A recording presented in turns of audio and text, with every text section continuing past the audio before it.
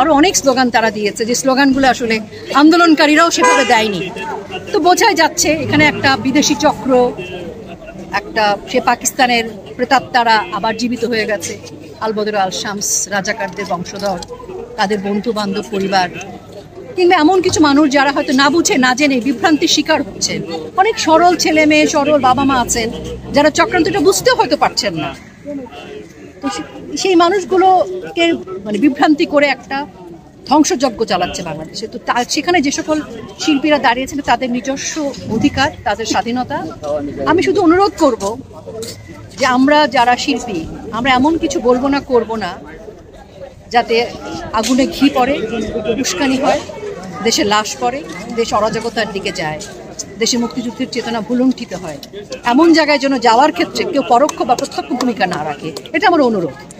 আমাদের হয় কারো এজেন্ট হয়ে তারা নেমেছেন এই ধরনের জাদু, সেটা আমি বলতে চাই না। আমি শুধু বলতে চাই যে কোনো না কোনো মানুষ কারো না কারো দ্বারা তো প্ররোচিত হচ্ছে, কেউ সরলভাবে, কেউ জেনে বুঝে, কেউ না জেনে, কেউ পরোক্ষভাবে, কেউ প্রত্যক্ষভাবে। এখন এটা যারা করছেন তাদের বিবেকের কাছে আমি ছেড়ে দিচ্ছি। আজকে আপনার যে লাশ দেখে লাশের কথা বলছে, সে লাশের কথায় বঙ্গবন্ধু কন্যাও কাঁদছেন, আমরাও কাঁদছি, সবাই একই কথা বলছি। তাহলে এত একই কথা যদি আমরা সবাই অনুরণিত করে থাকি, তাহলে এখানে সরকার আসলো কোথায়? সরকার পতন আসলো কোথায়?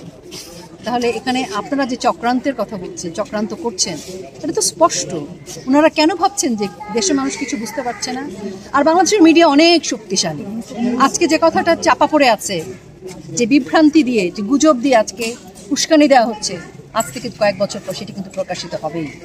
এবং যে শিল্পীরা বা যারা আজকে এই ধরনের কথা বলছেন, গত দুদিন আগেও তারা কি করেছেন আমরা জানি। সেটি আমরা বলতে যাব না। যার যার স্বাধীনতা, আপনি স্বাধীন থাকবেন না পরাধীন হবেন, আপনার স্বাধীনতাকে পরাধীনতার কাছে বিক্রি করে দেবেন, সেটা আপনার বিবেক। আমি সবাইকে বলবো শুভবুদ্ধির উদয় হোক।